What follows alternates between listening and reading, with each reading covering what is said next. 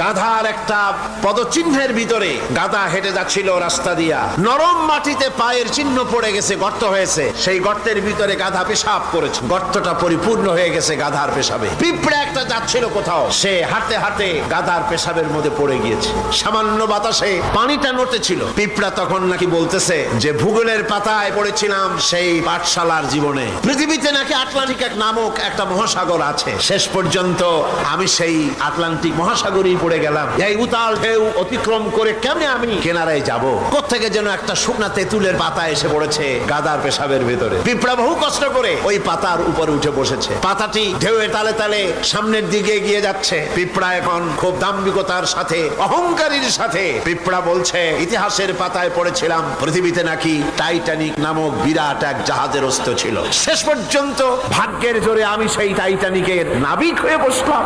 কি সাংঘাতিক! আমি আজ টাইটানিকের গর্বিত নাবিক, আর এই আটলান্টিক উতাল ঢেউ পাড়ি দিয়ে চলছে আমি আমেরিকা আবিষ্কারের জন্য। গাধার পেশাবের ভিতরে তেঁতুলের পাতায় বসে পিঁপড়ার যে অহংকার, আমার দেশের তথাকথিত নাস্তিক মোরতাদ জাতীয় বুদ্ধিজীবীরা এর চাইতেও নিকৃষ্ট।